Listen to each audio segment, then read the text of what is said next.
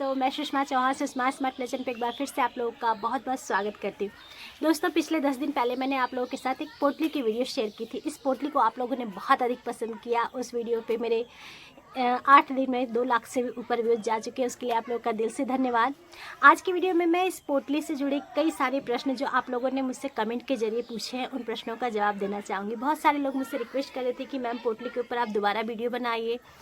उससे जुड़े जो कुछ दूसरी महत्वपूर्ण बातें हैं कि इसमें जो लिक्विड फर्टिलाइज़र बनेगा उसको कैसे इस्तेमाल करना है, इस पोटली के वेस्ट मटेरियल का क्या करना है, ऐसे कई सारे प्रश्न आप लोगों ने मुझसे पूछे। तो आज की वीडियो बिल्कुल पक्का ध्यान से देखिएगा, क्योंकि आज की वीडियो में मैं आप ही लोगों के सभी प्रश्नों का जवाब देने वाली हूँ, एक एक करके, जो प्रश्न मुझसे कई बार पूछे गए। तो ये पोटली बहुत खास है, इसको बनाइए ज़रूर। इससे जुड़े जो भी प्रश्न है वो आप मुझसे कमेंट के जरिए पूछते रहिए। मैं आप लोगों के सभी प्रश्नों का जवाब जहाँ तक हो सके कमेंट को रिटर्न करके देने की कोशिश कर रही हूँ। जो प्रश्न ज़्यादा पूछे जा रहे हैं उसके लिए मैं आप लोगों के साथ वीडियो शेयर कर देती हूँ। तो दोस्तों, सबसे पहला तो आप लोगों का सच्ची में दिल से आभार, दिल से धन्यवाद कि आप लोगों ने मुझे इतना अधिक प्यार दिया। इतने सारे लोग मुझसे जुड़े, जो भी लोग मुझसे जुड़े उनसे दिल से मैं आप लोगों का आभार करती हूँ, दिल से आप लोगों का धन्यवाद करती हूँ। तो चलिए दोस्तों, एक एक करके मैं आप लोगों के सभी प्रश्नों का जवाब देती हूँ। इस पोटली से जुड़ा जो सबसे पहला प्रश्न पूछा गया था मुझसे कि मैम इस पोटली के बारे में ये बताइए कि इसमें हमें कौन से छिलके, कौन सा वेस्ट मटेरियल कितनी मात्रा में लेना है। तो उसके लिए मैं सबसे पहले जवाब देना चाहूँगी कि देखिए, कौन से छिलके लेना है इससे कोई मतलब नहीं होता है। मैंने इसमें अपने वेस्ट मटेरियल यानी किचन में हमने जो कुछ खाया था, फलों का छिलका, देखिए जैसे आज की वीडियो में मैंने फलों का, कद्दू का, लौकी का, जो भी आप साग सब्जी खा रहे हैं, फ्रूट खा रहे हैं, उन सभी चीज़ों का छिलका ले सकते हैं, क्योंकि हर प्रकार की चीज़ों के छिलके में कुछ न कुछ विटामिन और खनिज तत्व तो पक्का पाए जाते हैं। ये सड़गल के फर्टिलाइज़र ही बनते हैं। तो इससे कोई आपको मतलब नहीं होना चाहिए कि हम किसी विशेष चीज़ का ही लेंगे। आप इसमें केले का, प्याज का, आलू का, जो भी चीज़ें आप खा रहे हैं सारी चीज़ों का छिलका ले सकते हैं।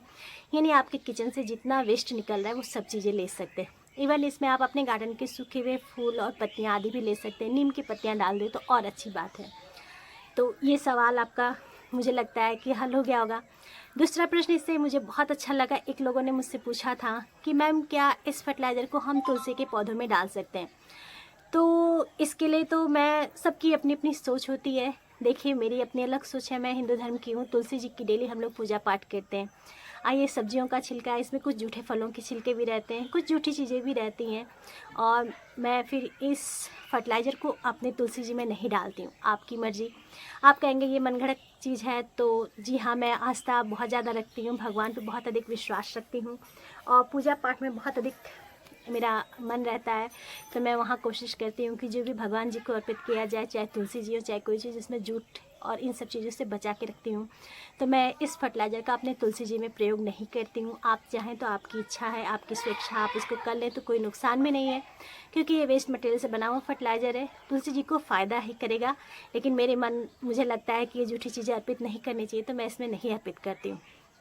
तीसरा प्रश्न दोस्तों, जो दूसरा सबसे महत्वपूर्ण प्रश्न मुझसे पूछा गया था कि मैम इस लिक्विड फर्टिलाइज़र को इस्तेमाल करने का रेशियो बताइए, अनुपात कितना होना चाहिए।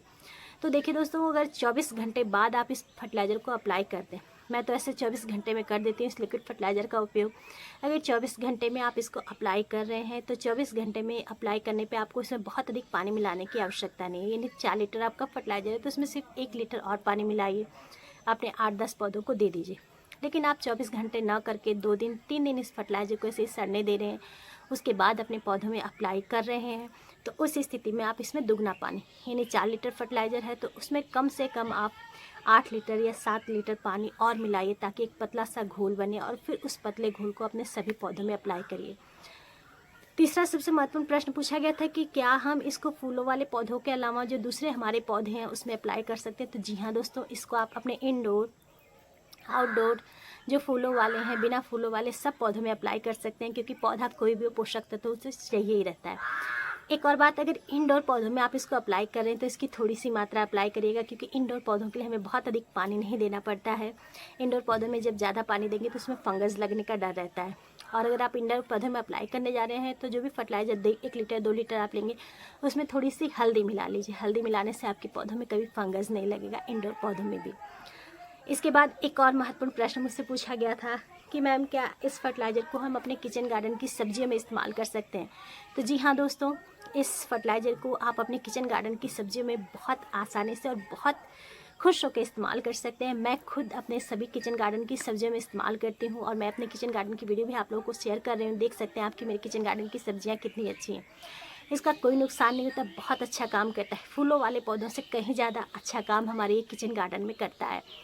दूसरी बात कि अगर आप किचन गार्डन के लिए फर्टिलाइज़र बनाएं तो वहाँ कोशिश करिएगा कि इस पोटली में 1 चम्मच या 2 चम्मच सरसों की खली आप डाल दीजिए। इस फर्टिलाइज़र की कीमत और अधिक बढ़ जाएगी, यानी एक बहुत अच्छा फर्टिलाइज़र बन जाएगा और अधिक पावरफुल फर्टिलाइज़र बन जाएगा, क्योंकि सरसों की खली मैं अपने किचन में 100% इस्तेमाल करती हूँ और बहुत इस्तेमाल करती हूँ। यानी हर 15 दिन पे 1 महीने में मैं इसका इस्तेमाल सरसों की खली करती हूँ। तो अलग से न बना के आप इसी पोटली में 1 चम्मच 2 चम्मच सरसों की खली डाल दीजिए, उतनी पर्याप्त है। उसके बाद 24 घंटे के बाद जो फर्टिलाइज़र बने उसको अपने सभी किचन की सब्जियों में आप डाल सकती हैं। हर सब्ज़ी में आप डाल सकते हैं, जितनी बेल वर्गीय सब्जियाँ हैं, बैंगन हो गया, मिर्ची हो गई, सब चीज़ों में मैं इसको अप्लाई करती हूँ। उसका कोई नुकसान नहीं होता, बहुत अच्छा रिजल्ट होता है। इसके बाद मुझे इस पोटली से संबंधित एक सबसे महत्वपूर्ण प्रश्न बहुत बार पूछा गया। कई लोगों ने पूछा कि मैम जब पोटली में 2-3 बार इस्तेमाल करने के बाद ये फर्टिलाइज़र बच जाएगा तो इसका हम क्या करेंगे। तो दोस्तों उसका सबसे अच्छा मैं आपको जवाब देती हूँ कि जब इसको आप 3-4 बार लिक्विड फर्टिलाइज़र बना लेंगे तो ये गल के इसकी मात्रा बहुत थोड़ी सी रह जाएगी। तो उस स्थिति में इसको आप थोड़ा सा हाथों से निचोड़ दीजिए, इसका जो पानी है वो सब निकल जाएगा। आप पोटली को खोलिए। पोटली को खोलने के बाद जहाँ पे भी आप किचन वेस्ट से बनी खाद बनाते हैं, यानी आपके किचन में कहीं ना कहीं कोई पुराना डब्बा होगा जहाँ पे आप ड्राई फर्टिलाइज़र बनाते हैं या किसी नीचे गार्डनिंग करते हैं, जैसे कि मैं अपने किचन गार्डन में एक कोने में सारे साग सब्जियों के छिलके इकट्ठा करती चली जाती हूँ। बस इसको खोलना है और खोल के इसको वहाँ फेंक देना है।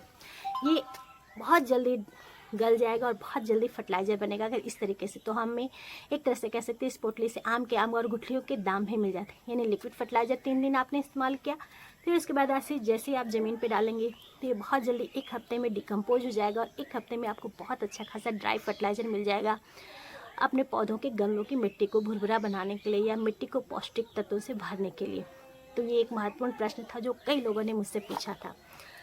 इसके अलावा बहुत सारे लोग मुझसे जानना चाहते हैं कि मैम आप हैं कहाँ से। तो उस प्रश्न का भी मैं जवाब दे देती हूँ दोस्तों कि मैं यूपी से गाजीपुर डिस्ट्रिक्ट के एक छोटे से गांव से रहने वाली हूँ। गांव का नाम शिवपुर है। और आप क्या करती हैं, तो मैं रियल लाइफ में एक गवर्नमेंट स्कूल में टीचर हूँ। तो आप लोगों के मन में बहुत सारी शंकाएं चल रही थी, तो मैं उसका भी क्लियर कर देती हूँ कि मैं यूपी से हूँ। दूसरी कि मैं पर्सनल लाइफ में गवर्नमेंट स्कूल में एक टीचर हूँ। जूनियर हाई स्कूल में मैं बच्चों को पढ़ाने का काम करती हूँ। तो ये मेरी पर्सनल लाइफ है।